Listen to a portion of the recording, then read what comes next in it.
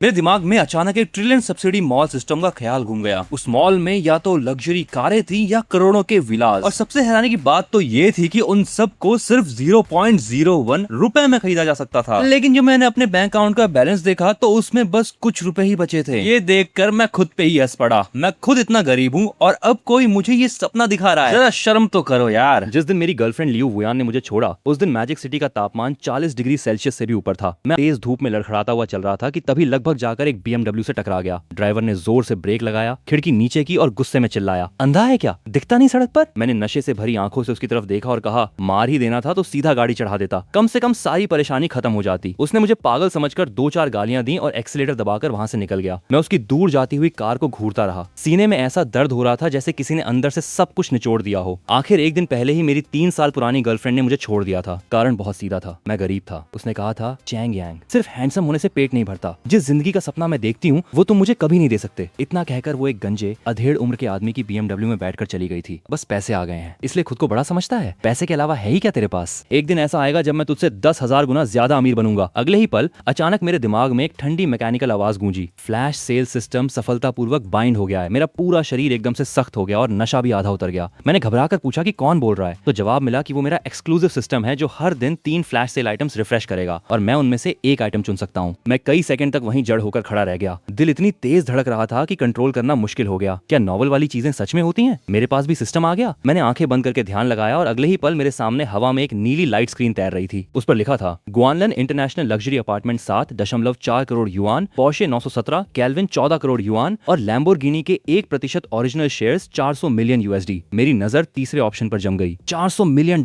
यानी लगभग 2,700 करोड़ रुपए। मैंने तुरंत तीसरा ऑप्शन चुन लिया। सिलेक्शन सक्सेसफुल की आवाज आई और बताया गया कि शेयर ट्रांसफर डॉक्यूमेंट्स 1 घंटे में मेरे घर पहुंच जाएंगे। मैंने तुरंत एक शेयर्ड बाइसिकल उठाई और पूरी ताकत से घर की तरफ पैडल मारने लगा। इसी साल मैंने magic city university of finance से ग्रेजुएशन पूरी की थी। कॉलेज में लोग मुझे कैंपस का हैंडसम लड़का कहते थे, लेकिन ग्रेजुएशन से ठीक एक दिन पहले जिंदगी ने मुझे थप्पड़ मारा था। न कोई बैकग्राउंड, न पहचान, और माता पिता बचपन में ही गुजर चुके थे। अच्छी डिग्री होने के बावजूद नौकरी नहीं मिल रही थी और ऊपर से ब्रेकअप का दर्द। लेकिन अब सब कुछ बदल चुका था। मैं भागता हुआ अपने छोटे से किराए के कमरे में पहुंचा। घंटे भर के अंदर कुरियर बॉय फाइल लेकर आया। मैंने फाड़ते हुए फाइल खोली। Lamborghini share transfer agreement. मैंने तुरंत साइन कर दिए। मैं आधिकारिक रूप से 1% शेयर्स का मालिक बन चुका था। सिस्टम ने बताया कि हर दिन ये फ्लैश सेल मिलेगी और नेटवर्थ 10 बिलियन युआन पार होते ही लेवल 2 अपग्रेड हो जाएगा। उसी दोपहर जब मैं नीचे नूडल शॉप पर खाना खा रहा था तभी फोन बजा। लैम्बोर्गिनी एशिया प्रेसिडेंट की असिस्टेंट झाओ जिंग का कॉल था। उसने बताया कि लैम्बोर्गिनी ग्लोबल हेडक्वार्टर्स के डायरेक्टर मिस्टर व्हाइट मुझसे वीडियो मीटिंग करना चाहते हैं। झाओ जिंग मुझे लेने आई तो उसने मुझे सफेद बनियान और नीली जींस में आइसक्रीम खाते देखा। वो हैरान रह गई कि ये लड़का शेयर होल्डर है। वीडियो मीटिंग में मिस्टर व्हाइट ने मेरा स्वागत किया और सीधे मुद्दे पर आते हुए मुझे लैम्बोर्गिनी एशिया डिवीजन का प्रेसिडेंट बनाने का प्रस्ताव दे दिया। मैंने आत्मविश्वास से मुस्कुराकर इसे स्वीकार कर लिया। शाम को किराए के कमरे में बिस्तर पर लेटे हुए मैं सोचने लगा कि कल तक मैं किराए के पैसे चिंता कर रहा था और आज ग्लोबल प्रेसिडेंट से बराबरी पर बात कर रहा था। रात 12 बजे सिस्टम फिर रिफ्रेश हुआ। Pagani, Huayra, long tail, Guanlan international luxury apartment और एस्टन मार्टिन DBS 7,260। इस बार मैंने घर की जरूरत समझते हुए ग्वानलन इंटरनेशनल का 74 मिलियन युआन वाला लग्जरी अपार्टमेंट चुन लिया। अगली सुबह 343 स्क्वायर मीटर के मैंशन के प्रॉपर्टी पेपर्स मेरी मेज पर थे। मैं शेयर्ड बाइसिकल लेकर सोसाइटी पहुंचा, जहां गार्ड ने पहले तो रोका लेकिन चाबी देखते ही बड़े सम्मान से अंदर ले गया। दोपहर में झाओ जिंग मेरा अपॉइंटमेंट लेटर लेकर उसी लग्जरी अपार्टमेंट में आई। मुझे इतनी महंगी प्रॉपर्टी में देखकर उसे यकीन हो गया कि मेरे पीछे कोई बहुत बड़ा और ताकतवर बैकग्राउंड है। उसने मुझे एशिया ब्रांच के लिए आए 1 बिलियन युआन इन्वेस्टमेंट के बारे में भी बताया। शाम को मैं दोस्तों के साथ बारबेक्यू स्टॉल पर गया, जहां उन्होंने बताया कि 2 दिन बाद होने वाली एलुमनी पार्टी में लियू वुयान भी अपने अधेड़ बॉयफ्रेंड के साथ आ रही है। मैंने शांत आवाज में कहा कि मैं भी आऊंगा, कुछ पुराने हिसाब चुकाने का समय आ गया है। अगली सुबह सिस्टम की तीसरी सेल में मैंने टियान्यू ग्रुप के 10% शेयर्स 2 बिलियन युआन चुने। जब मैं कंपनी पहुंचा तो CEO टैंग चेन खुद मेरा स्वागत करने आया। वो थोड़ा घबराया हुआ था कि कहीं मैं काम में दखल ना दूं, लेकिन मैंने अपने शांत और रहस्यमयी रवैये से माहौल संभाल लिया। साइन करते ही मैं टियान्यू ग्रुप का डायरेक्टर बन गया। दोपहर में जब मैं नए कपड़े खरीदने शॉपिंग मॉल गया तभी अचानक मेरी मुलाकात कॉलेज के पुराने क्लास मॉनिटर से हो गई। वैसे भी कॉलेज के दिनों से ही मेरी और उस लड़के की कभी नहीं बनी थी। उसे हमेशा मुझसे जलन रहती थी क्योंकि लड़कियां मुझे उससे ज्यादा पसंद करती थीं। इसलिए मॉल में मुझे देखते ही उसने ताना मारा और 20,000 युआन के सूट की तरफ इशारा करके पूछा कि क्या मैं इसे खरीद भी सकता हूँ। मुझे उससे बहस नहीं करनी थी तो मैंने सीधे सेल्स गर्ल से इसे पैक करने को कह दिया। उसने भी वही डिजाइन मांगा पर सेल्स गर्ल ने दूसरा पीस निकाल कर दे दिया। जाते जाते उसने मुझे घूर कर धमकी दी कि क्लास रियूनियन में वो मेरी अच्छी बेइज्जती करेगा, पर मैंने उसकी बात का जवाब देना भी जरूरी नहीं समझा। मॉल से बाहर निकलते ही मेरी मुलाकात मेरी एक्स गर्लफ्रेंड लियू वुयान से हो गई, जो एक मोटे गंजे आदमी के बाजू में खड़ी घमंड से मुस्कुरा रही थी। उसने गर्व से अपने बॉयफ्रेंड यान क्वान से मिलाया, जो टियान्यू ग्रुप का बड़ा सप्लायर था। उसने ताना मारते हुए मुझे अपनी कंपनी कंपनी में सिक्योरिटी गार्ड की 5000 युआन की नौकरी ऑफर कर दी। उस घटिया जोड़ी का चेहरा देखना भी मुझे गवारा नहीं था, इसलिए मैं तुरंत वहां से निकल गया। रात 12 बजते ही सिस्टम चौथी बार रिफ्रेश हुआ। Times Plaza 1.5 billion yuan, Rolls Royce Phantom 300 million yuan और Armani luxury collection 12 million yuan. मैंने बिना एक सेकंड गंवाए सीधे टाइम्स प्लाजा चुन लिया। अगली सुबह ओनरशिप डॉक्यूमेंट्स घर पहुंच गए और प्रॉपर्टी मैनेजर लीना का फोन आया कि क्वार्टर रेंट कलेक्ट करने का समय हो गया है। जब मैं टाइम्स प्लाजा पहुंचा तो लीना अपनी पूरी टीम के साथ गेट पर मेरा इंतजार कर रही थी। मैंने पूरा प्लाजा घुमा और फैसला सुनाया कि अभी रेंट नहीं बढ़ेगा, बल्कि सभी स्टाफ की सैलरी में 30% का परमानेंट इंक्रीज होगा। ये सुनकर लीना की आंखों में आंसू आ गए। वहां से निकलते ही मैंने सड़क पर एक बुजुर्ग महिला को गिरते देखा। मैंने उन्हें उठाया, पर वे मुझ पर ही धक्का देने का झूठा आरोप लगाने लगी। तभी उनका टैटूज वाला बेटा आकर मुझसे हाथापाई करने लगा। उसी पल एक बेहद शांत और मधुर आवाज गूंजी, अगर आपके हिसाब से ऐसा है तो क्या आगे से सड़क पर किसी की मदद ही नहीं करनी चाहिए? मुड़कर देखा तो सफेद ड्रेस में मैजिक सिटी फाइनेंस यूनिवर्सिटी की सबसे खूबसूरत लड़की बाई चूहे खड़ी थी। पुलिस ने आकर सीसीटीवी जांच की और उस फ्रॉड माँ बेटे को ले गई। इसके बाद मैं और चूहे साथ में मेरी पसंदीदा नूडल शॉप पर गए। जब दुकानदार ने मजाक में पूछा कि क्या ये मेरी गर्लफ्रेंड है, तो हम दोनों झेप गए। मैंने बड़े ध्यान से उसके क्रैब रो नूडल्स मिक्स किए और हमने खुशी खुशी साथ में वक्त बिताया। विदा लेते समय उसने मुस्कुराकर कहा कि आज वो बहुत खुश है और मैंने उसके लिए टैक्सी रोक दी। मैं सड़क किनारे खड़ा टैक्सी को दूर जाते देखता रहा, इस बात से पूरी तरह अनजान कि थोड़ी ही दूर जाकर एक काली मेबत से उसकी पर्सनल सेक्रेटरी उतरी और उसे सम्मान के साथ ले गई। चूहे की असली पहचान मेरी कल्पना से कहीं ज्यादा बड़ी और रहस्यमयी थी। उधर मेबच की पिछली सीट पर काफी देर तक खामोशी छाई रही। आखिर सामने बैठी सेक्रेटरी ने धीरे से कहा, मिस, अभी थोड़ी देर पहले मास्टर का फोन आया था। वो पूछ रहे थे कि आप इंपीरियल कैपिटल कब लौटेंगी। मैडम भी कह रही थी कि उन्हें आपकी बहुत याद आ रही है। बाई चूहे पीछे की सीट से टिक कर बैठी थी। उसकी आवाज फिर से पहले जैसी ठंडी और शांत हो गई। कुछ समय बाद देखेंगे। सेक्रेटरी ने सिर झुकाकर कहा, जी मिस। बाई चूहे ने एक बात और जोड़ी, आज जो कुछ हुआ उसकी खबर घर तक नहीं जानी चाहिए, खास करके मेरे माता पिता को कुछ पता नहीं चलना चाहिए। सेक्रेटरी ने तुरंत जवाब दिया, समझ गई मिस। उसके बाद बाई चूहे चुप हो गई। उसने धीरे से आंखें बंद कर लीं, लेकिन उसके दिमाग में बार बार आज का वो डिनर घूम रहा था और मेरा उसके लिए सड़क किनारे टैक्सी रोकना। उसी के बारे में सोचते सोचते उसके होंठों पर हल्की सी मुस्कान आ गई। फिर उसने लगभग फुसफुसाते हुए कहा, आयांग, इस बार तुम मुझसे बचकर नहीं जा पाओगे। उधर मैं अभी घर पहुंचा ही था कि मेरा फोन बज उठा। फोन उठाते ही मेरे दोस्त शोंग रुई की जोरदार आवाज सुनाई दी, अरे लाओ चेंग, आज रात क्लास रियूनियन है, देर मत करना, वेन्यू है फुली हुआ ग्रैंड होटल। मैं थोड़ा हैरान हुआ, इतना महंगा होटल? वो हंस कर बोला, अरे क्लास मॉनिटर ट्रीट दे रहा है, हमें एक पैसा भी नहीं देना। मैंने जवाब दिया, ठीक है, मैं समय पर पहुंच जाऊंगा। शाम होते ही मैं होटल पहुंच गया। शोंग रुई और सुईफान पहले से गेट पर मेरा इंतजार कर रहे थे। शोंग रुई हंसते हुए बोला, यार तू तो बहुत लेट आया। उसने मेरे कंधे पर हाथ रखकर कहा, थोड़ी और देर करता तो खाना भी लग जाता। हम तीनों साथ में हॉल के अंदर चले गए। प्राइवेट रूम में पहले से ही कई पुराने क्लासमेट्स बैठे थे। जैसे ही मैं अंदर गया, कुछ लड़कियां मुस्कुराकर मेरा स्वागत करने लगी। अरे हमारा हैंडसम चेंग आ गया, तो जॉब मिली या नहीं? तुम्हारे जैसे हैंडसम लड़के का करियर तो अच्छा ही होगा। मैंने बस मुस्कुराकर 2-4 बातें कर दी और जाकर एक सीट पर बैठ गया। मैंने शोंग रुई से पूछा, क्लास मॉनिटर कहाँ है? वो हंसते हुए बोला, मैनेजर से मिलने गया है, शायद फिर से अपना रौब झाड़ रहा होगा। इतने में रूम का दरवाजा फिर खुला और क्लास मॉनिटर वापस आ गया। अंदर आते ही उसकी नजर मुझ पर पड़ी और उसके चेहरे पर वही ताने मारने वाली मुस्कान आ गई। वो बोला, अरे ये तो वही कैंपस हैंडसम है जिसे उसकी गर्लफ्रेंड छोड़कर चली गई थी। मुझे लगा था शर्म के मारे आएगा ही नहीं। वैसे तुम लेट आए हो, इसीलिए पहले सबके सामने कान पकड़ो और अपनी सजा पूरी करो। पूरा रूम एकदम शांत हो गया। मैं आराम से कुर्सी पर पीछे टिक गया। फिर उसकी आंखों में देखते हुए बोला, तू होता कौन है जो मुझे सजा देगा? उसका चेहरा तुरंत उतर गया। वो गुस्से से बोला, बहुत अकड़ आ गई है तेरे अंदर, एक छोड़ा हुआ लूजर और यहाँ आकर हीरो बन रहा है। ये सुनकर मैं हंस पड़ा। तुम्हारे पास और कोई बात नहीं? हर बार उसी ब्रेकअप का सहारा लोगे? जो इंसान सिर्फ अपने घर के पैसों पर जीता हो, उसे दूसरों को नीचा दिखाने का कोई हक नहीं है।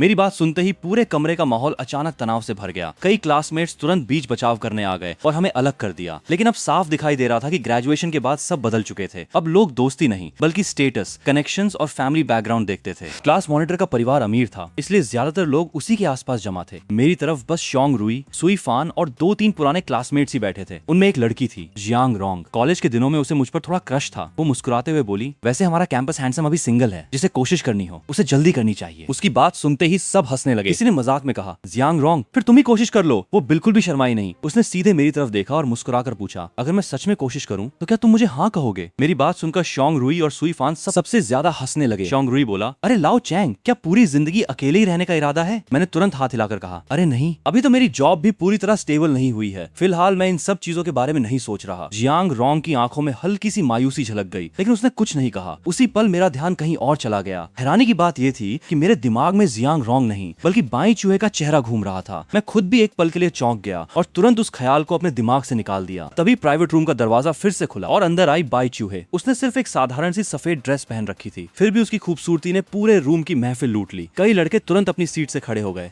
भाई इधर बैठो, यहाँ सीट खाली है। यहाँ तक कि क्लास मॉनिटर भी अपने चेहरे पर बनावटी मुस्कान लाकर बोला, चूहे इधर आओ, यहाँ बैठो। लेकिन बाई चूहे ने उसकी तरफ देखा तक नहीं। वो सीधे मेरी तरफ चली आई और धीरे से पूछा, चैंग क्या मैं यहाँ बैठ सकती हूँ? उसके ये शब्द सुनते ही पूरा प्राइवेट रूम एकदम शांत हो गया। इतनी खामोशी थी कि अगर सुई भी गिरती तो उसकी आवाज सुनाई दे जाती। मैं भी कुछ पल के लिए हैरान रह गया, फिर मुस्कुराकर सिर हिलाया, जरूर, क्यों नहीं। बाई चूहे बिना कुछ कहे आकर मेरे बगल वाली सीट पर बैठ गई। उस पल सिर्फ क्लास मॉनिटर ही नहीं, लगभग हर लड़के के चेहरे का रंग उड़ गया। लेकिन सबसे ज्यादा बुरा हाल क्लास मॉनिटर का था, क्योंकि वो सबसे अच्छी तरह जानता था कि बाई चूहे की हैसियत क्या थी। उसे याद था जब बाई चूहे पहली बार यूनिवर्सिटी में ट्रांसफर होकर आई थी तो उसी दिन उसके घर से फोन आया था और साफ चेतावनी दी गई थी कि इस लड़की के करीब जाने की कोशिश भी मत करना। बाद में उसे इधर उधर से पता चला कि बाई चूहे के ट्रांसफर के मामले में मैजिक सिटी के सबसे बड़े और ताकतवर लोगों ने भी खुद दखल दिया था। ऐसी लड़की जो कभी किसी के पास खुद नहीं जाती थी, जो आमतौर पर किसी लड़के की तरफ ठीक से देखती तक नहीं थी, आज वो खुद चलकर मेरे पास आकर बैठ गई थी। क्लास मॉनिटर का दिल अंदर ही अंदर जल रहा था, लेकिन चेहरे पर उसे ऐसे दिखाना पड़ रहा था जैसे उसे कोई फर्क ही नहीं पड़ा। तभी प्राइवेट रूम का दरवाजा तीसरी बार खुला और एक परिचित आवाज आई, हाय एवरीवन। रास्ते में बहुत ट्रैफिक था, इसलिए थोड़ी देर हो गई। मैंने जैसे ही सिर उठाया, मेरी आंखें तुरंत ठंडी पड़ गईं। अंदर आने वाली लियू वुयान थी। वो एक मोटे अधेड़ उम्र के आदमी के बाजू में बेहद करीब खड़ी थी। अंदर आते ही उसने चारों तरफ नजर दौड़ाई। साफ था वो मुझे ही ढूंढ रही थी। जैसे ही उसकी नजर मुझ पर पड़ी, उसका चेहरा तुरंत उतर गया। चेंग यांग, तुम सच में यहाँ आने की हिम्मत कर गए? यान क्वान ने भी मुझे देख लिया, लेकिन अगले ही पल उसकी नजर सीधे बाई चूहे पर जाकर टिक गई। उसकी आंखों में छिपी गंदी नीयत लगभग साफ दिखाई दे रही थी। मैंने ठंडे लहजे में कहा, क्यों, क्या ये होटल तुम्हारे बाप का है? मेरी बात सुनकर लियू वुयान एक पल के लिए चुप हो गई। फिर उसने जल्दी से यान क्वान की बांह पकड़ ली। जान, यही है जिसने उस दिन तुम्हारी बेइज्जती की थी। तब जाकर यान क्वान को याद आया। उसने उंगली मेरी तरफ करते हुए चिल्लाया, लड़के, अगर आज तू घुटनों के बल चलकर यहाँ से बाहर नहीं निकला तो मैं तेरी टांगे तुड़वा दूंगा। मैं कुछ कहने ही वाला था कि तभी क्लास मॉनिटर बीच में खड़ा हो गया। वो बोला, आज क्लास रियूनियन है, कृपया माहौल मत बिगाड़ो। फिर उसने बनावटी मुस्कान के साथ अपना ग्लास उठाया। आइए सब लोग पहले एक टोस्ट करते हैं। ऊपर से तो माहौल सामान्य लगने लगा, लेकिन अंदर ही अंदर तनाव और भी बढ़ चुका था। जैसा मैंने सोचा था, कुछ ही देर बाद लियू वुयान फिर से खड़ी हो गई। उसने अपना ग्लास मेरी तरफ उठाया। चेहरे पर तानों भरी मुस्कान थी। वो बोली, ये जाम मैं सिर्फ चैंग यांग के नाम करना चाहती हूँ। उसका शुक्रिया। अगर मैंने उससे ब्रेकअप नहीं किया होता तो मुझे इतना अच्छा बॉयफ्रेंड कभी नहीं मिलता। अगर मैं उसके साथ ही रहती तो मेरी पूरी जिंदगी बर्बाद हो जाती। उसकी बात खत्म होते ही पूरा कमरा फिर से शांत हो गया। मेरी आंखों में गुस्सा धीरे धीरे भरने लगा। मैं उठने ही वाला था कि क्लास मॉनिटर भी उसकी हाँ में हाँ मिलाने लगा। बिल्कुल सही कहा, इंसान को अपनी औकात पता होनी चाहिए। आज लियू वुयान इतनी अच्छी जिंदगी जी रही है क्योंकि उसने सही समय पर सही फैसला लिया। किसी का साथ मिलता देख लियू वुयान का हौसला और बढ़ गया। वो मेरी तरफ देखकर बोली, सुना है कुछ लोगों को आज तक जॉब भी नहीं मिली, लेकिन घमंड अभी भी कम नहीं हुआ। समझ नहीं आता इतनी अकड़ आती कहाँ से है। यान क्वान भी ये बात सुनकर हंसा। मैं तो यान यान की इज्जत रखते हुए तुझे नौकरी देने का मौका भी देना चाहता था, लेकिन तू तो इज्जत देना ही नहीं जानता। शोंग, रुई और सुई फान ने मुझे दोनों तरफ से पकड़ लिया और धीरे से बोले, शांत रह, अभी कुछ मत करना। लेकिन मैं उठ भी नहीं पाया था कि अचानक चटाक एक जोरदार थप्पड़ की आवाज पूरे रूम में गूंज उठी। हर कोई वहीं का वहीं रह गया, क्योंकि बाई चूहे ने सीधे लियू वुयान के गाल पर थप्पड़ मार दिया था। वो आराम से खड़ी हुई। उसके चेहरे पर कोई गुस्सा नहीं था, लेकिन उसकी हर बात छुरी की तरह चुभ रही थी। तुम्हें दूसरों पर बोलने का कोई हक नहीं है। पैसों के लिए अपने पिता की उम्र के आदमी के साथ घूमती हो और उसे बड़े प्यार से बॉयफ्रेंड भी कहती हो। तुम्हें खुद पर शर्म नहीं आती? लियू वुयान अपना गाल पकड़कर खड़ी रह गई। उसे समझ ही नहीं आया कि अभी हुआ क्या है। यान क्वान का चेहरा भी बदल गया। वो गुस्से में आगे बढ़ने ही वाला था कि बाई चूहे ने उसकी तरफ मुड़कर देखा और ठंडी आवाज में बोली, अपनी बेटी से भी छोटी लड़की को रखकर घूमते हो और शर्म भी नहीं आती? उसके कॉलेज रियूनियन में चले आए। क्या तुम्हारी पत्नी को पता है कि बाहर तुम इतनी रंगीन जिंदगी जी रहे हो? यान क्वान का चेहरा गुस्से से पूरी तरह लाल पड़ गया, लेकिन उसके मुंह से एक शब्द भी नहीं निकला। क्लास मॉनिटर से ये सब देखा नहीं गया। उसने हिम्मत करके बीच में कहा, चूहे, ये मामला तुम्हारा नहीं है। पर बाई चूहे ने तुरंत उसकी बात काट दी। मुझे इस नाम से मत बुलाओ। उसकी नजर बर्फ जैसी ठंडी हो गई, जिससे क्लास मॉनिटर की रीढ़ तक ठंडी पड़ गई। वो बोली, मैं तुम्हें जानती तक नहीं, और तुम किस बात के क्लास मॉनिटर हो? अपने ही क्लासमेट को छोड़कर बाहरी लोगों का साथ देकर तुम्हें बहुत गर्व महसूस हो रहा है। जी शाह का चेहरा गुस्से से बिल्कुल हरा पड़ गया, लेकिन उसकी इतनी भी हिम्मत नहीं हुई कि एक शब्द भी वापस बोल सके। मगर यान क्वान से अब बर्दाश्त नहीं हुआ। एक औरत के सामने सबके बीच इस तरह बेइज्जत होना। उसकी पूरी इज्जत मिट्टी में मिल चुकी थी। उसने हाथ उठाया और बाई चूहे को थप्पड़ मारने के लिए बढ़ा। अगले ही पल मैं झटके से अपनी सीट से खड़ा हो गया। मैंने बाई चूहे को अपनी तरफ खींचकर अपने पीछे कर लिया और उसी वक्त मैंने यान क्वान की कलाई कसकर पकड़ ली। एक लड़की पर हाथ उठाता है? बस यही तेरी औकात है क्या? दर्द से यान क्वान का चेहरा पूरी तरह बिगड़ गया। ज्यादा हीरो मत बन। इस दरवाजे से बाहर निकलते ही मैं तुझे खत्म कर दूंगा। मैंने उसकी तरफ देखा और मुस्कुरा दिया। ठीक है, मैं इंतजार करूंगा। मैंने उसका हाथ छोड़ दिया, फिर अपना फोन निकाला और सीधे तांग चेन को कॉल लगा दी। फोन तुरंत उठ गया। मिस्टर तांग, क्या त्यान्यू ग्रुप के सप्लायर्स में यान सरनेम वाला कोई आदमी है? अभी इसी वक्त उसके साथ होने वाली सारी डील्स तुरंत बंद कर दो और उसकी अब तक की सप्लाई क्वालिटी, हिसाब किताब और सारे पेमेंट रिकॉर्ड की पूरी जांच करो। उधर से तांग चेन ने बिना एक पल गंवाए जवाब दिया, जी समझ गया चेयरमैन चैंग, मैं अभी ये काम करता हूँ। जैसे ही कॉल खत्म हुई, यान क्वान पहले तो कुछ सेकंड के लिए स्तब्ध रह गया, फिर जोर जोर से हंसने लगा। ये ड्रामा किसको दिखा रहा है? तेरी औकात क्या है? क्या मैं नहीं जानता? एक अनाथ गरीब स्टूडेंट और खुद को कोई बड़ा आदमी समझने लगा है। लियू रुयान भी होश में आई और ताना मारते हुए बोली, चेंग यांग, कहीं इतना बड़ा झटका लगने से तू पागल तो नहीं हो गया? मैंने उन दोनों को नजरअंदाज कर दिया। मैं बस वहीं खड़ा उसे ठंडी नजरों से देखता रहा। कुछ ही मिनट बीते थे कि यान क्वान का फोन बज उठा। जैसे ही उसने कॉलर आईडी देखी, उसका चेहरा एकदम बदल गया। फोन उठाते ही उधर से घबराई हुई आवाज आई, बॉस यान, बहुत बड़ी मुसीबत हो गई। यान्यू ग्रुप ने अचानक सारे कॉन्ट्रैक्ट खत्म कर दिए हैं और हमारे पुराने सारे प्रोजेक्ट्स के अकाउंट्स की जांच शुरू कर दी है। मैडम को भी इसकी खबर लग गई है। वो पूछ रही है कि आखिर हमने किसे नाराज कर दिया। यान क्वान वहीं का वहीं जड़ हो गया। धीरे धीरे उसने सिर उठाया और उसकी नजर मेरी हल्की मुस्कान वाली आंखों से मिली। उसके पैरों से जैसे जान निकल गई। धड़ाम, वो सीधे मेरे सामने घुटनों पर गिर पड़ा। पूरा प्राइवेट रूम एकदम शांत हो गया। जो यान क्वान अभी तक घमंड में चूर था, वो अब मेरे सामने घुटनों के बल बैठा था। उसके माथे पर ठंडा पसीना छलक आया था। Young master Chang, mister Chang, मुझसे गलती हो गई, सच में गलती हो गई। कृपया मुझे इस बार माफ कर दीजिए। मेरे ऊपर बूढ़े माँ बाप और छोटे बच्चे सबकी जिम्मेदारी है। मैंने उसकी तरफ नीचे देखते हुए कहा। मेरी आवाज बिल्कुल शांत थी। अभी तो कह रहा था कि मेरा सिर फोड़ देगा। यान क्वान लगातार सिर झुकाकर माफी मांगने लगा। मुझसे बहुत बड़ी भूल हो गई। मैं अंधा था जो आपको पहचान नहीं पाया। आप बड़े दिल वाले हैं। मुझ जैसे इंसान से क्या दुश्मनी रखेंगे? लियू रुयान पूरी तरह हैरान रह गई। उसे यकीन ही नहीं हो रहा था कि मेरा सिर्फ एक फोन यान क्वान को इस हालत में पहुंचा देगा। यान क्वान को जैसे आखिरी सहारा मिल गया। उसने झटके से लियू रुयान का हाथ पकड़ लिया। जल्दी मेरी तरफ से उससे माफी मांगो। तुम दोनों पहले रिलेशनशिप में थे ना? मिस्टर चेंग, तुम्हारी खातिर मुझे जरूर छोड़ देंगे। लियू रुयान का चेहरा उतर गया। वो गुस्सा दबाते हुए बोली, तू चाहता है कि मैं उससे माफी मांगू? तू पागल हो गया है क्या? तेरे बॉडीगार्ड कहाँ हैं? उन्हें बुला।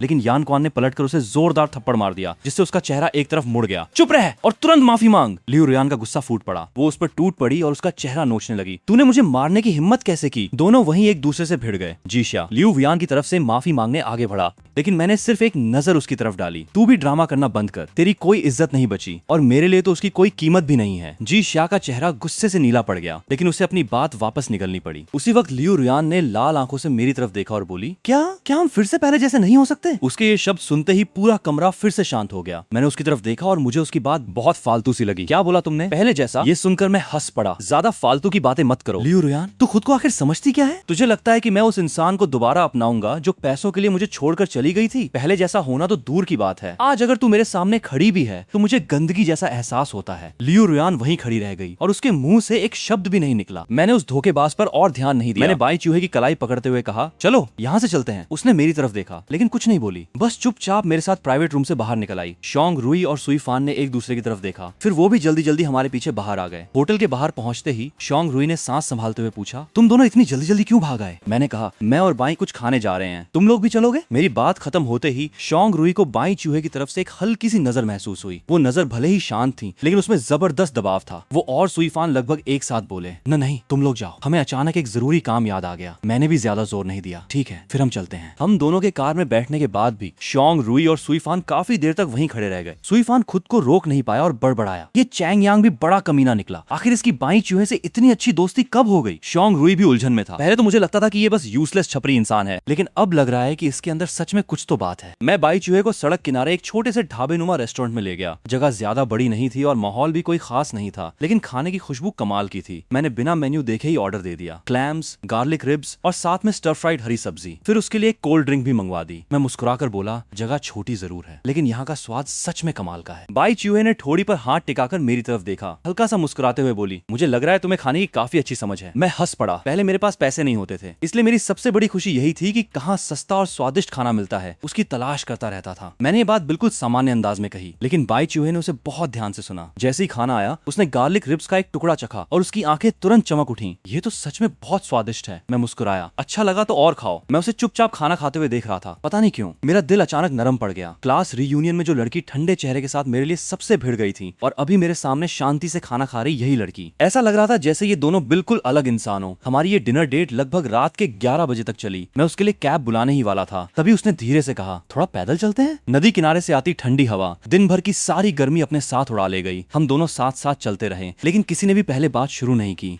स्ट्रीट लाइट की रोशनी में हमारी परछाइयां लंबी होती जा रही थीं। हवा से नदी की सतह पर छोटी छोटी लहरें बन रही थीं। काफी देर चलने के बाद बाई चूहे ने मेरी तरफ देखा और बोली, चैंग यांग, आज मैं बहुत खुश हूँ। मेरा दिल हल्का सा धड़क उठा। मैं कुछ कह पाता, उससे पहले ही वो फिर मुस्कुरा दी, जैसे अभी अभी उसने कुछ कहा ही ना हो। फिर वो मुड़कर आगे चलने लगी। उस रात जब मैं घर पहुंचा, मेरे दिमाग में बस उसकी वही बात घूम रही थी, आज मैं बहुत खुश हूँ। एक पल के लिए तो मेरा मन हुआ कि उसे कॉल करके पूछूं उस बात का आखिर मतलब क्या था, लेकिन जैसे ही मैंने फोन उठाया, मुझे याद आया आया कि मेरे पास तो उसका नंबर ही नहीं है। अगली सुबह तैयार होने के बाद सबसे पहला काम मैंने सिस्टम खोलने का किया। आज के फ्लैश सेल आइटम्स रिफ्रेश हो चुके थे। पूरा पैटेक फिलिप घड़ियों का कलेक्शन कीमत 4.7 करोड़, एक ओशन कॉन्करर लग्जरी यॉट कीमत 2.3 अरब, top level luxury car collection 6 Mercedes G63, एक स्पेशल एक्सटेंडेड ऑडी A8 और एक रोल्स रॉयस फैंटम, कुल कीमत 10 अरब। मेरी नजर सीधे तीसरे ऑप्शन पर जाकर टिक गई, क्योंकि इस वक्त मुझे सबसे ज्यादा जरूरत थी एक अच्छे आने जाने के साधन की। मुझे सिर्फ गाड़ी की ही नहीं, अपनी सुरक्षा की भी सबसे ज्यादा जरूरत थी। ये कारों का काफिला सिर्फ दिखावे के लिए नहीं था, ये मेरी सुरक्षा की सबसे बड़ी कमी भी पूरी कर सकता था। मैं तीसरा ऑप्शन चुनता हूँ। तुरंत सिस्टम की नोटिफिकेशन सुनाई दी, रिवॉर्ड सफलतापूर्वक भेज दिया गया है, 2 घंटे के अंदर ग्वानलन इंटरनेशनल के अंडरग्राउंड पार्किंग में डिलीवर कर दिया जाएगा। कुछ ही देर बाद ग्वानलन इंटरनेशनल के बाहर हड़कंप मच गया। 8 लग्जरी कारों का पूरा काफिला सोसाइटी के गेट पर आकर रुक गया। काले सूट पहने बॉडीगार्ड्स एकदम लाइन बनाकर खड़े थे। आसपास के रहने वाले लोग और राहगीर रुककर तमाशा देखने लगे। यहाँ तक कि सोसाइटी की सिक्योरिटी भी आगे जाकर पूछने की हिम्मत नहीं कर पा रही थी। जब मुझे कॉल आया और मैं नीचे पहुंचा तो मैं भी उस नजारे को देखकर कुछ पल के लिए दंग रह गया। जैसे ही सबसे आगे खड़े बॉडीगार्ड ने मुझे देखा, वो तुरंत अपने लोगों के साथ झुककर बोला, मिस्टर चैंग, आपकी गाड़ियां पहुंच चुकी हैं, कृपया इन्हें रिसीव कर लीजिए। आसपास खड़े लोगों की नजरें पल भर में बदल गईं। ऊपर से मैं बिल्कुल शांत दिख रहा था, लेकिन अंदर मेरे दिमाग में सिर्फ एक ही शब्द गूंज रहा था, कमाल। कार में बैठते ही मैंने सिस्टम से पूछा, इन बॉडीगार्ड्स का क्या मामला है? सिस्टम ने जवाब दिया, वर्तमान लेवल पर ये केवल अस्थायी रूप से बनाए गए हैं। आज रात 10 बजे ये सभी गायब हो जाएंगे। सिस्टम लेवल 2 पर पहुंचने के बाद स्थायी कैरेक्टर्स को रिफ्रेश किया जा सकेगा। साथ ही मॉल के नए फीचर्स भी अनलॉक होंगे। मेरे चेहरे पर मुस्कान आ गई। मतलब लेवल 2 पर सिस्टम सिर्फ सामान ही नहीं बल्कि इंसानों को भी रिफ्रेश कर सकेगा। मैंने ये बात मन में नोट कर ली। उसी समय झाओ जिनका फोन आ गया, प्रेसिडेंट चैंग, क्या आपके पास अभी थोड़ा समय है? ब्रांच ऑफिस के बारे में आपसे आमने सामने बात करनी है। मैंने तुरंत ड्राइवर से कहा कि गाड़ी घुमाओ और हम सीधे लैम्बोर्गिनी के अस्थायी ऑफिस की तरफ निकल पड़े। झाओ जिंग उस वक्त बिल्डिंग के नीचे खड़ी थी। दूर से पूरे काफिले को आते देखकर उसे लगा कोई बहुत बड़ा VIP आने वाला है। लेकिन जैसे ही रोल्स रॉयस का दरवाजा खुला और मैं बाहर निकला, वो वही के वही रह गई। कुछ सेकंड बाद ही वो तेजी से मेरी तरफ बढ़ी। आसपास मौजूद कर्मचारियों ने भी तुरंत मुझे सलाम किया। ऑफिस के अंदर पहुंचते ही झाओ जिन ने सीधे मुद्दे पर आते हुए कहा, हेडक्वार्टर लगातार पूछ रहा है आखिर लैम्बोर्गिनी की ब्रांच कब तक शुरू होगी। उसी पल मेरे दिमाग में एक आइडिया आया। मुझे याद आया कि टियान्यू ग्रुप के पास एक तैयार फैक्ट्री और ऑफिस बिल्डिंग थी जो काफी समय से बिक नहीं रही थी। मैंने तुरंत तांग चेन को कॉल लगा दी। उधर तांग चेन पहले से ही उस फैक्ट्री के न बिकने की वजह से परेशान था। जैसे ही उसे पता चला कि मैं फैक्ट्री के लिए जगह ढूंढ रहा हूँ, वो खुशी से लगभग अपनी कुर्सी से उछल पड़ा। चेयरमैन चैंग, अब और मत ढूंढिए, मेरे पास सब कुछ तैयार है। लोकेशन, फैक्ट्री, ऑफिस बिल्डिंग, सब कुछ एक साथ मौजूद है। मैं भी थोड़ा हैरान रह गया, इतना बड़ा संयोग? बिल्कुल सच, आप अभी आकर देख सकते हैं। हम दोनों तुरंत वहां के लिए निकल पड़े। इस डील के लिए तांग चेन ने पूरे प्रोजेक्ट की मैनेजमेंट टीम को फैक्ट्री के गेट पर बुला लिया। ये फैक्ट्री टियान्यू ग्रुप ने बहुत बड़ी लागत से बनवाई थी। जमीन भी विशाल थी और सारी सुविधाएं पूरी तरह तैयार थी। लेकिन पहले वाला खरीदार पैसों की कमी की वजह से डील पूरी नहीं कर पाया। इसी वजह से फैक्ट्री टियान्यू के पास ही अटक गई थी। जैसे ही मैं कार से उतरा और रोल्स रॉयस से बॉडीगार्ड्स के घेरे में चलता हुआ अंदर गया, टियान्यू के सभी अधिकारी मेरी मौजूदगी से दबाव महसूस करने लगे। पूरी फैक्ट्री एंड ऑफिस देखने के बाद सबसे पहले झाओ जिंग बोली, ये जगह लैम्बोर्गिनी की रीजनल ब्रांच के लिए बिल्कुल परफेक्ट है। तभी तांग चेन को अचानक कुछ समझ आया, रुकिए, क्या आप लैम्बोर्गिनी के एशिया रीजन के प्रेसिडेंट हैं? मैंने अब कुछ भी छिपाना सही नहीं समझा। हाँ, मैं इस समय लैम्बोर्गिनी एशिया का प्रेसिडेंट हूँ और ये जगह हमारी नई ब्रांच के लिए खरीदी जा रही है। मेरी बात सुनते ही तांग चेन और बाकी सभी अधिकारी पूरी तरह हैरान रह गए। तभी टियान्यू ग्रुप के चेयरमैन सोंग चेंगचाओ भी वहां पहुंच गए। गाड़ी से उतरते ही उन्होंने लगातार मेरा धन्यवाद करना शुरू कर दिया। उन्हें सबसे अच्छी तरह पता था कि इस समय टियान्यू ग्रुप को सबसे ज्यादा कैश फ्लो की जरूरत है। मेरे इस प्रोजेक्ट को खरीदने का मतलब था उनकी कंपनी को दोबारा जिंदगी मिल जाना। मार्केट वैल्यू के हिसाब से फैक्ट्री और ऑफिस बिल्डिंग की कीमत लगभग 2.8 अरब युआन थी। लेकिन चेयरमैन सोंग जिद कर रहे थे कि मुझे इससे भी कम दाम में बेचेंगे। मैंने साफ मना कर दिया, मैं आपकी कंपनी को नुकसान नहीं होने दूंगा। काफी देर तक दोनों तरफ से बात होती रही। आखिरकार डील 1.9 अरब युआन पर तय हुई। डील पूरी होते ही लैम्बोर्गिनी की नई ब्रांच की लोकेशन का मामला भी हमेशा के लिए सुलझ गया। दोपहर में चेयरमैन सोंग ने खुद हमें लंच पर बुलाया। हम सब टिंगटाओ विला रेस्टोरेंट पहुंचे। खाने के दौरान वो मुझे जितना देखते उतना ही ज्यादा पसंद करने लगते। आधे मजाक और आधे सच में उन्होंने कहा, काश मेरी कोई योग्य पोती होती तो मैं उसकी शादी सीधे तुमसे करवा देता। मैं बस हंसकर बात को मजाक में टाल गया। खाना खाने के बाद मैं लैम्बोर्गिनी के अस्थायी ऑफिस लौट आया।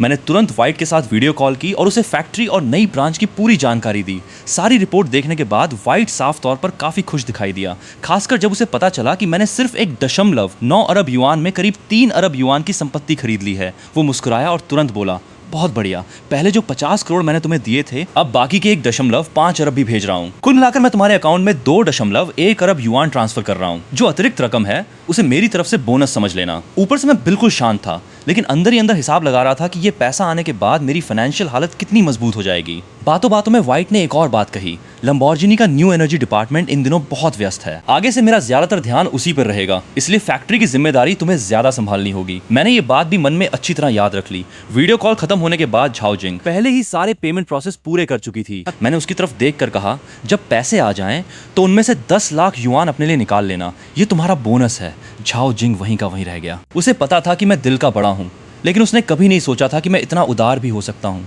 प्रेसिडेंट चेंग, मैंने तो बस अपना काम किया है। मैं मुस्कुराया। बस मेरे साथ ईमानदारी से काम करते रहो, मैं अपने लोगों को कभी नुकसान नहीं होने देता। मेरी ये बात सुनकर झाओ जिंग के मन में मेरे लिए सम्मान और वफादारी दोनों कई गुना बढ़ गए। उसी रात उसने जिद करके मुझे डिनर पर चलने के लिए कहा। मैंने भी हामी भर दी, बस एक शर्त रखी, बहुत महंगी जगह नहीं जाएंगे। इसके बाद हम दोनों पुराने बाजार की गलियों में पहुंच गए। चलते चलते खाते रहे उस्मान्स केक, स्टिंकी टोफू और yellow rice wine milk tea. घूमते रहे, खाते रहे और बातें करते रहे। ऑफिस में हमेशा प्रोफेशनल और गंभीर रहने वाला झाओ जिंग आज पूरी तरह रिलैक्स था। वो तो किसी टूर गाइड की तरह जहां अच्छा खाना मिलता मुझे वहीं ले जाता। डिनर के समय हम एक पुराने मशहूर लोकल रेस्टोरेंट में गए। खाना खत्म होने के बाद मैंने उसे मुझे छोड़ने नहीं दिया और खुद ही ग्वानलन इंटरनेशनल वापस लौट आया। रास्ते में मैंने अंडरग्राउंड पार्किंग भी देखी। गाड़ियां तो वहीं खड़ी थीं, लेकिन सारे बॉडीगार्ड सचमुच गायब हो चुके थे। इससे मुझे पूरा यकीन हो गया कि सिस्टम को लेवल 2 तक पहुंचाना अब मेरी सबसे बड़ी प्राथमिकता है। अगली सुबह टाइम्स प्लाजा का किराया मेरे अकाउंट में आ गया और बैंक बैलेंस फिर से काफी बढ़ गया। मैं बाहर निकलने ही वाला था कि मेरा फोन बज उठा। इस बार कॉल मेरे बड़े पापा की बेटी, मेरी छोटी बहन चैंग जियाई की थी। मेरे माता पिता का बचपन में ही निधन हो गया था। उसके बाद मैं हमेशा बड़े पापा के परिवार के साथ ही पला बड़ा। इसी वजह से मेरी और जियाई की बॉन्डिंग बचपन से ही बहुत गहरी थी। फोन उठाते ही उसने कहा, भैया मैं आपके दिए हुए एड्रेस पर पहुंच गई हूँ, लेकिन आप कहीं दिखाई नहीं दे रहे। मैं एकदम चौंक गया। तभी मुझे याद आया कि कुछ दिन पहले उसने फ़ोन करके कहा था कि वो शंघाई घूमने आने वाली है। तब मैंने उसे ग्वानलन इंटरनेशनल का एड्रेस भेज दिया था, लेकिन इन दिनों इतनी भाग दौड़ रही कि मैं ये बात पूरी तरह भूल ही गया। मैं जल्दी से बोला, वहीं रुको, मैं अभी नीचे आता हूँ। मैं भागता हुआ सोसाइटी के ईस्ट गेट पहुंचा। वहाँ एक प्यारी सी लड़की सूटकेस लिए खड़ी थी और उसके चेहरे पर साफ नाराज़गी दिखाई दे रही थी। मुझे देखते ही उसने मुंह फुलाकर कहा, बुरे भैया, आखिर आपको मेरी याद आ ही गई। मैं तुरंत मुस्कुराकर बोला, मेरी गलती थी, चलो अभी तुम्हें शानदार खाना खिलाता हूँ। शंघाई में जितने दिन रहोगी सारा खर्चा तुम्हारा ये बड़ा भाई उठाएगा, अब तो मान जाओ। वो अभी भी होंठ फुलाए हुए थी, लेकिन उसकी आंखें हल्की हल्की लाल हो गई थीं। अगले ही पल वो दौड़कर सीधे मेरे गले लग गई। भैया, मुझे आपकी बहुत याद आती थी। मेरा दिल भी पिघल गया। मैंने प्यार से उसके सिर पर हाथ फेरा। मुझे भी तेरी बहुत याद आती थी। हम दोनों बातें करते हुए अंदर की तरफ चलने लगे, लेकिन चलते चलते जियाई के चेहरे पर हैरानी बढ़ने लगी। भैया, कहीं आप मुझे गलत रास्ते पर तो नहीं ले जा रहे? भैया, कहीं आप ये तो नहीं कहेंगे कि आप यहीं रहते हैं? मैं मुस्कुराया, हाँ मैं यहीं रहता हूँ। चैंग जियाई वहीं रुक गई और काफ़ी देर तक मुझे घूरती रही। उसके चेहरे के भाव धीरे धीरे और भी अजीब होते गए। भैया, कहीं आपको किसी अमीर आंटी ने पाल तो नहीं रखा? मेरे माथे की नस फड़क उठी। बकवास मत करो। वो तुरंत फिर बोली, तो फिर आपके पास इतने पैसे आए कहाँ से? लॉटरी लग गई या किसी अमीर लड़की ने आपको अपना बॉयफ्रेंड बना लिया? मैं उसके साथ बेकार की बहस नहीं करना चाहता था, इसलिए वही कहानी सुनाई जो पहले से सोच रखी थी। मैंने कुछ लोगों के साथ मिलकर एक कंपनी शुरू की है। मैंने अपनी टेक्नोलॉजी के बदले कंपनी में शेयर लिया है। कंपनी ने अच्छा मुनाफा कमाया तो मैंने ये घर खरीद लिया। जियाई को मेरी बात पर पूरा भरोसा नहीं हुआ, लेकिन उसे ये भी पता था कि चाहे वो कितना भी पूछ लें, मैं उसे इससे ज़्यादा कुछ नहीं बताने वाला। वो बस इस आलीशान सोसाइटी को चारों तरफ से देखती रही और धीरे धीरे खुद से कुछ बड़बड़ाने लगी। मैंने अपनी बचपन से साथ पली बड़ी छोटी बहन की तरफ देखा और पहली बार मेरे मन में एक पक्का ख्याल आया। पहले मेरे पास कोई ताकत नहीं थी, लेकिन अब सब कुछ बदल चुका था। अब मैं सच में उसे एक शानदार जिंदगी दे सकता था। मैं जियाई को ग्वानलन इंटरनेशनल के अंदर लेकर गया, लेकिन वो अभी भी सदमे से बाहर नहीं आई थी। भैया, आप सच में यहीं रहते हैं? मैं हंस पड़ा। अभी तो तुम यही सवाल पूछ चुकी हो। नहीं, मेरा मतलब इतनी महंगी जगह, ये घर सच में आपका है? मैंने उसका सूटकेस अंदर खींचते हुए कहा, हाँ लगभग, बस करीब 100 करोड़ का ही तो है। 100 करोड़? जियाई पूरी तरह स्तब्ध रह गई। मैंने ज्यादा समझाना जरूरी नहीं समझा, बस मुस्कुरा कर कहा, पहले अंदर आओ, फिर आराम से हैरान होना। विशाल living hall, floor to ceiling glass window, लंबी खुली बालकनी और पूरा घर लग्जरी इंटीरियर से सजा हुआ था। वो चलते चलते हर चीज देखकर हैरान होती जा रही थी, इतनी कि जूते बदलना भी लगभग भूल गई। जब वो बालकनी पर पहुंची तो पूरा शरीर शीशे से चिपका लिया। भैया, मैंने फैसला कर लिया है, मैं पढ़ाई छोड़ देती हूँ। अब से मैं आपके साथ ही काम करूंगी। मैं उसकी ये बात सुनकर हंस पड़ा और हल्के से उसके सर पर तपली मारी। सपने देखना बंद करो, अच्छे से पढ़ाई करो, हर वक्त शॉर्टकट मत सोचो। उसने होंठ फुला लिए। वो कुछ बोलने ही वाली थी, लेकिन अगले ही पल फिर घर को देखने में खो गई। मैंने उसे और नहीं छेड़ा, सीधे उसे कमरे दिखाने ले गया। जब उसने एक गेस्ट रूम का दरवाजा खोला तो अंदर पहले से ही नया बेडिंग सेट लगा हुआ था और बचपन से उसके पसंदीदा ढेर सारे सॉफ्ट टॉयज भी रखे थे। उसने हैरानी से मेरी तरफ देखा। भैया, ये मेरे लिए तैयार किया है? मैं मुस्कुराया। और किसके लिए करता? अब जब भी तुम शंघाई आओ यहीं रहना, जितने दिन चाहो उतने दिन। बाद में तुम्हारा फिंगरप्रिंट भी रजिस्टर कर देंगे। ये सुनते ही उसकी आंखें भर आईं और वो दौड़कर मुझसे लिपट गई। भैया आप इतने अच्छे क्यों हो? मैंने प्यार से उसके सिर पे हाथ फेरा और नरम आवाज में कहा, चलो पहले थोड़ा आराम कर लो, शाम को तुम्हें बाहर अच्छा खाना खिलाने ले चलूंगा। उसके कमरे से निकलने के बाद मैं अपने बेडरूम में वापस आ गया और सबसे पहले सिस्टम खोल लिया। रोशनी की स्क्रीन फिर से मेरे सामने उभर आई। उस पर 3 नए इनाम दिखाई दिए। Agusta Westland AW109 civil helicopter कीमत 6.2 करोड़ युआन। शियान्युन मैनर कीमत 1.8 अरब युआन। मैजिक सिटी शंघाई पुली होटल कीमत 74 करोड़ युआन।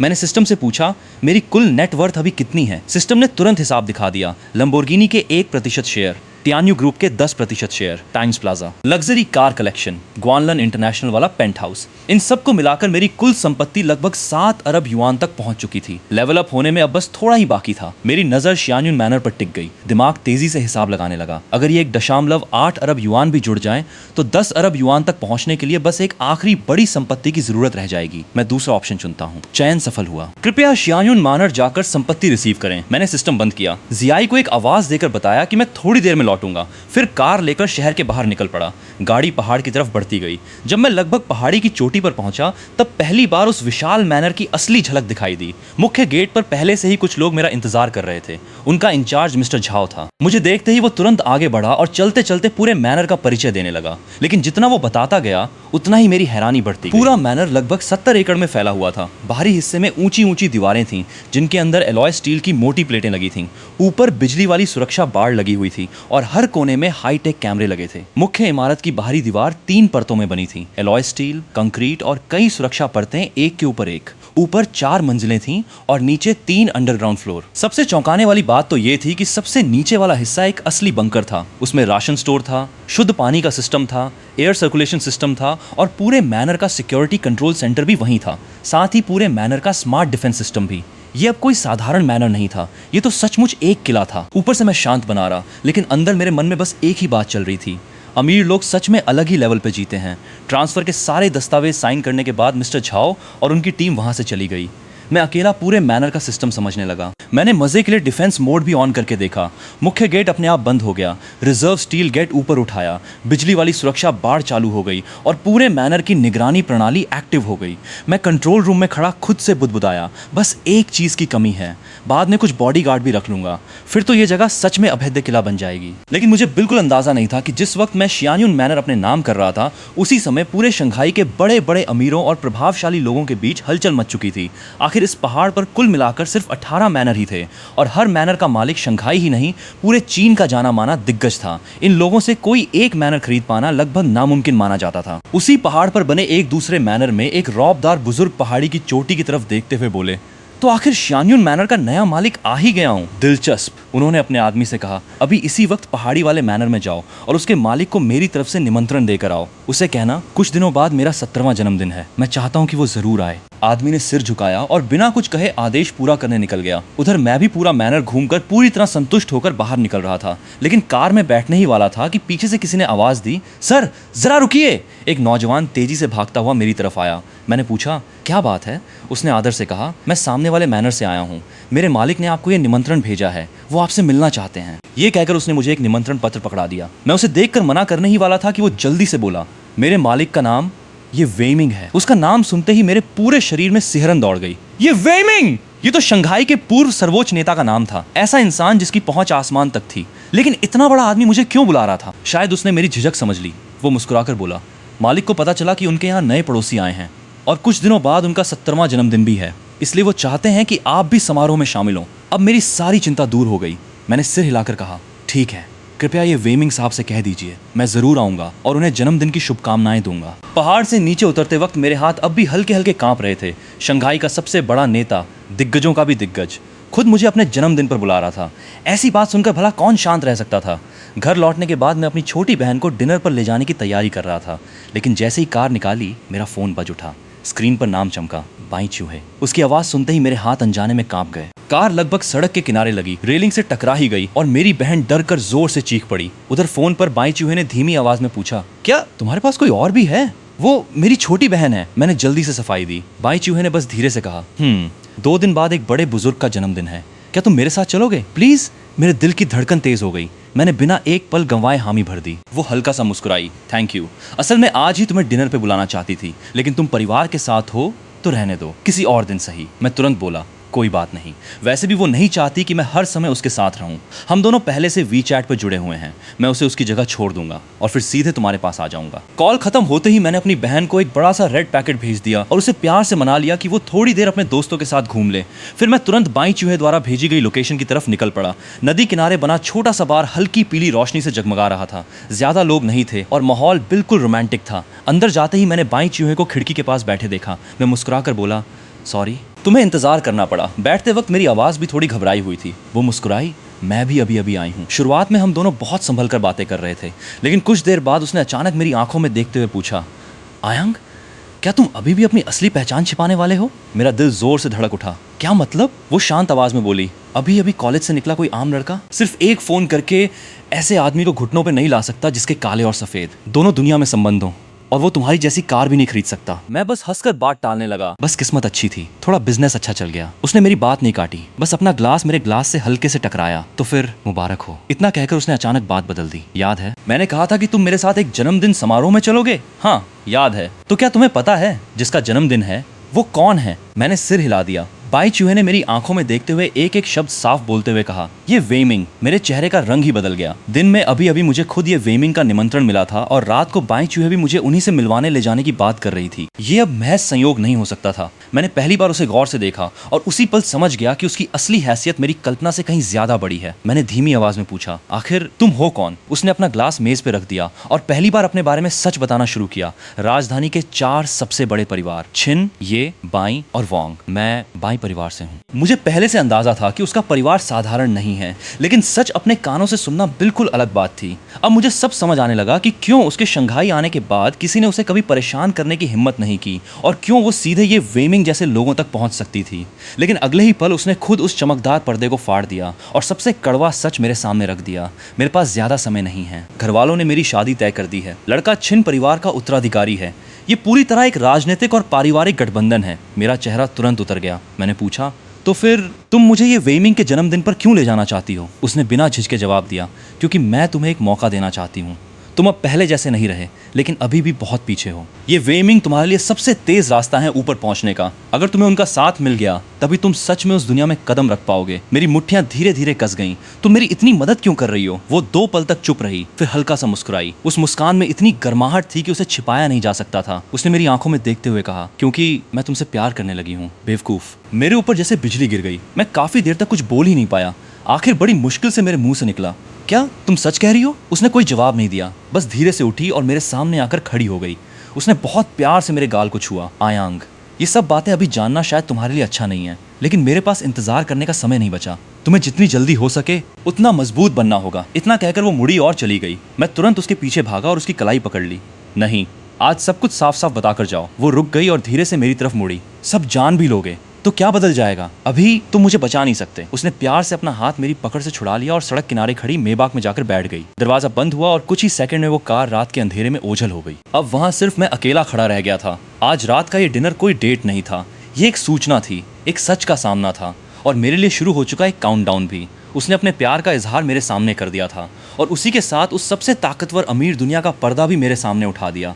उसकी शादी तय हो चुकी थी और अगर मैं यहीं का यहीं रुका रहा तो उसे थामने का हक भी मेरे पास नहीं रहेगा। उस रात मैं घर कैसे पहुंचा मुझे खुद याद नहीं, बस उसकी आखिरी बात लगातार मेरे कानों में गूंज रही थी, अभी तुम मेरी रक्षा नहीं कर सकते। मैं बिस्तर पर लेटा छत को घूरता रहा। टेबल पर रखा ये लाव का निमंत्रण पत्र मुझे किसी दूसरी दुनिया का टिकट लग रहा था और मैं अच्छी तरह जानता था कि इस जन्मदिन समारोह के बाद या तो मैं सचमुच उस ऊंची दुनिया का हिस्सा बन जाऊंगा या फिर उसे हमेशा के लिए खो दूंगा। अगली सुबह मेरी आंख खुलते ही मैंने देखा कि चेंग जियाई रसोई में नाश्ता बना रही थी। टेबल पर फ्राइड एग, सैंडविच और ओटमील रखा था। उसे देखकर समझ गया कि इस लड़की ने सच में काफी मेहनत की है। भैया जल्दी आकर चखो। मैंने उस तले हुए अंडे को देखा जो लगभग काला पड़ चुका था। उसे देखते ही मेरे मन में एक बुरा सा एहसास हुआ, लेकिन उसकी उम्मीदों से भरी आंखें देखकर मैं मना भी नहीं कर पाया। मैंने एक टुकड़ा उठाकर मुंह में रखा। अगले ही पल जले हुए तेल और अंडे का स्वाद सीधे मेरे दिमाग तक पहुंच गया। ऐसा लगा जैसे मेरी आत्मा ही निकल जाएगी। वो उत्साह से बोली, कैसा है? स्वादिष्ट है ना? मैंने दांत भींचकर मुस्कुराते हुए कहा, हाँ काफी अच्छा है। ये सुनते ही वो खुशी से खिल उठी। मुझे पता था, तो फिर थोड़ा और खाओ। इतना कहकर उसने बाकी सारे अंडे भी मेरी प्लेट में सरका दिए। उस पर मुझे सच में लगा कि शायद पिछले जन्म में मैंने इसका कोई बड़ा कर्ज खाया होगा। आखिरकार मैंने किसी तरह सब खत्म किए। कमरे में पहुंचते ही मैं सीधे बाथरूम की तरफ भागा। पहले उल्टी हुई, फिर पेट भी खराब हो गया। इतना बुरा हाल हो गया कि चेहरा तक सफेद पड़ गया। कुछ देर बाद मैं फिर बिस्तर पर लेट गया और आज सिस्टम में क्या नया आया है ये देखने लगा। आज के 3 विकल्प थे। फुली हुआ ग्रैंड होटल कीमत 1.9 अरब युआन। यूशियन रेजिडेंशियल एरिया की एक पूरी बिल्डिंग कीमत 1 अरब युआन। 500 मिलियन युआन का कैश एक्सचेंज कार्ड। मैंने बिना ज्यादा सोचे पहले विकल्प को देखा। अब मुझे सबसे ज्यादा जरूरत थी 100 अरब की नेटवर्थ पार करने की। मुझे और ताकतवर बनना था। फुली हुआ होटल सबसे महंगा भी था और सबसे सही चुनाव भी। अगले ही पल होटल का ट्रांसफर एग्रीमेंट मेरे बेड साइड टेबल पर आ गया। मैंने तुरंत उस पर साइन कर दिए और फिर सिस्टम में वापस गया। अब तो अपग्रेड हो सकता है ना? सिस्टम की आवाज आई। होस्ट की कुल संपत्ति 100 अरब पार कर चुकी है। क्या आप सिस्टम को अपग्रेड करना चाहते हैं? हाँ, फौरन अपग्रेड करो। सिस्टम अपग्रेड हो रहा है। अनुमानित समय 24 घंटे। इस दौरान सिस्टम निष्क्रिय रहेगा। इसके साथ ही सामने की रोशनी गायब हो गई, लेकिन मुझे जरा भी निराशा नहीं हुई। मैं मुस्कुराते हुए बिस्तर से टिक गया। इतने दिनों का इंतजार आखिर खत्म होने वाला था। मेरा सिस्टम अब लेवल 2 में जाने वाला था, लेकिन उसके पहले मुझे एक काम और करना था। फुली हुआ ग्रैंड होटल। उसी दोपहर मैं चेंग जियाई को लेकर बाहर निकल गया। सोचा उसे भी आज एक शानदार खाना खिलाऊं। लेकिन जैसे ही हमारी कार होटल के सामने रुकी, वहां मेरी मुलाकात जी शाह से हो गई। उसने सबसे पहले मेरी लग्जरी कार देखी, फिर मेरी बगल में खड़ी खूबसूरत लड़की पर नजर पड़ी और तुरंत ताना मारते हुए बोली, वाह, लग्जरी कार भी है और साथ में खूबसूरत लड़की भी। चैंग यांग, आजकल तो तुम बड़े अमीर बनने का नाटक कर रहे हो। ये कार भी किराए की होगी, है ना? मैंने उसकी बात का कोई जवाब नहीं दिया। मैंने चैंग जियाई का हाथ पकड़ा और सीधे होटल के अंदर जाने लगा। लेकिन जी शाह इतनी आसानी से मानने वाला नहीं था। उसने ऊंची आवाज में चैंग जियाई से कहा, सुनो मिस, इसकी बातों में मत आना। ये तुम्हें धोखा दे रहा है। ये खुद एक कंगाल है। ऐसी जगह पर ये तुम्हें खाना भी नहीं खिला सकता। ये सुनते ही मेरी बहन चैंग जियाई भड़क गई। वो तुरंत पलटकर बोली, मुझे मंजूर है। अगर मेरा भाई गरीब भी हो तो भी मैं उसी के साथ रहूंगी। जरूरत पड़ी तो उसके साथ सिर्फ पानी पीकर भी खुश रह लूंगी। तुम्हें उससे क्या मतलब? जी शाह वही के वही चुप रह गया और मैं अपनी हंसी बड़ी मुश्किल से रोक पाया। फिर मैंने भी मुस्कुराकर एक ताना मार दिया, क्या करूं? हैंडसम लड़कों को लोग ऐसे ही पसंद कर लेते हैं। जी शाह का चेहरा गुस्से से हरा पड़ गया। उसी वक्त उसका पिता अपने बिजनेस पार्टनर्स के साथ होटल पहुंच गया। जैसे ही उसने होटल मैनेजर को कई कर्मचारियों के साथ गेट पर खड़े देखा, उसे लगा कि सब लोग उसी का स्वागत करने आए हैं। वो तुरंत मुस्कुराते हुए आगे बढ़ गया, लेकिन मैनेजर ने उसकी तरफ देखा तक नहीं। वो सीधे तेज कदमों से मेरी तरफ आया। मिस्टर चेंग, आपका स्वागत है। जी शाह, उसका पिता और उनके साथ आए सभी लोग हैरान रह गए। मैंने बस हल्के से सिर हिलाया। आज मैं होटल देखने आया हूँ। साथ ही मालिकाना हक का हैंडओवर भी पूरा करना है। इतनी बड़ी तैयारी की जरूरत नहीं थी। मैनेजर तुरंत झुककर बोला, जी सर, जैसा आप कहें। फिर मैंने जी शाह की तरफ देखा और बिल्कुल सामान्य लहजे में कहा, आज के बाद इसे इस होटल में कभी एंट्री मत देना। 2 कदम चलने के बाद मैं फिर रुका और उसके पिता की तरफ देखा, और इन पर भी यही नियम लागू होगा। बस एक ही वाक्य, और बाप बेटी दोनों की इज्जत वहीं खत्म हो गई। मैनेजर ने बिना 1 सेकंड गंवाए आदेश मान लिया। उसका पिता अपनी हैसियत दिखाकर दबाव बनाने की कोशिश करने लगा, लेकिन मैनेजर पर उसका कोई असर नहीं हुआ। उसने सिर्फ इतना कहा, आपने मिस्टर चैंग को नाराज कर दिया है। अब भगवान ही आपका भला करे। इससे भी बड़ा झटका अभी बाकी था। जो बिजनेस पार्टनर्स उसके साथ डील करने आए थे, उन्होंने ये सब देखा और तुरंत कोई बहाना बनाकर वहां से निकल गए। ऐसे समय में कोई भी जी परिवार के साथ अपना नाम जोड़ना नहीं चाहता था।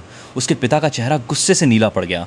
जैसे ही सारे पार्टनर्स चले गए, उसका दबा हुआ गुस्सा फूट पड़ा। जी शाह ने बस 2 बातें पूछी ही थीं कि उसके पिता ने जोरदार थप्पड़ मार दिया। फिर तो उसने उसे जमीन पर गिराकर बुरी तरह पीटना शुरू कर दिया। आखिर में एम्बुलेंस आकर उसे अस्पताल ले गई। उधर मैं अपनी बहन के साथ होटल के सबसे आलीशान प्राइवेट रूम में बैठा था। एक के बाद एक शानदार व्यंजन मेज पर सजते गए। चैंग जियाई की आंखें चमक उठीं। भैया, ये होटल सच में तुम्हारा है? तो फिर आज मैं जमकर खाऊंगी। मैं हंस पड़ा, अगर खुलकर नहीं खाओगी तो मुझे ही नुकसान लगेगा। इतना सुनते ही वो पूरी लगन से खाने में जुट गई। उसने इतने मजे से खाना खाया कि उसका चेहरा खुशी से खिल उठा।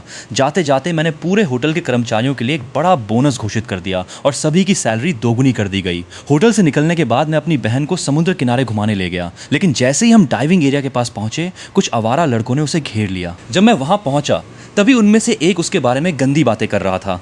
मेरे चेहरे का रंग तुरंत बदल गया और गुस्से से मेरी आंखें ठंडी पड़ गईं।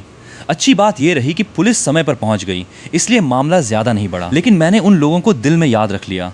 उस रात मैं और मेरी बहन दोनों इतने थक चुके थे कि घर पहुंचते ही सोफे पर ढेर हो गए। हम में से किसी में भी उठने की ताकत नहीं थी। तभी मेरे बड़े पापा का फोन आया। उन्होंने सबसे पहले पूछा, जियाई ने तुम्हें ज्यादा परेशान तो नहीं किया? बेटा, घर कब आ रहा है? फोन रखने से पहले उन्होंने मुझे 5000 युआन ट्रांसफर किए और साथ में सिर्फ एक लाइन लिखी थी, बाहर अच्छा खाना खाया कर, पैसे बचाने की जरूरत नहीं है। वो मैसेज देखते ही मेरी आंखें नम हो गईं। आज मेरे खाते में कितने पैसे हैं शायद मैं खुद भी ठीक से नहीं गिन सकता, लेकिन बड़े पापा के भेजे हुए ये 5,000 मेरे लिए अरबों की संपत्ति से भी ज्यादा कीमती थे। उस रात मेरे मन में बार बार सिर्फ एक ही ख्याल आता रहा, अब घर लौटने का समय आ गया है। अगले दिन दोपहर आखिरकार मेरा सिस्टम लेवल 2 में अपग्रेड होकर तैयार हो गया। बड़ी आज की इस वीडियो को हम रखते हैं बस यहीं तक, और अगर 2 दिन के अंदर इस वीडियो के ऊपर तकरीबन 4000 लाइक्स आ जाते हैं तो इसका पार्ट 2 जल्दी आ जाएगा। तो बस देखते रहो कि कितने लाइक्स होते हैं इस वीडियो के ऊपर। लेकिन इसी के साथ इस वीडियो के ऊपर 200 से ऊपर कमेंट्स भी होने चाहिए। तो जाओ फिर कमेंट पे लिखो नेक्स्ट पार्ट। ना तुम कमेंट में 3 बार लिखो बिलियनियर, जिसके बाद तुम्हें मिल जाएगा अगली वीडियो में शाउट आउट। जल्दी से इस चैनल को सब्सक्राइब कर लो और शेयर कर दो अपने दोस्तों के साथ। मैं मिलता हूं तुम्हें जल्द ही अगले पार्ट में।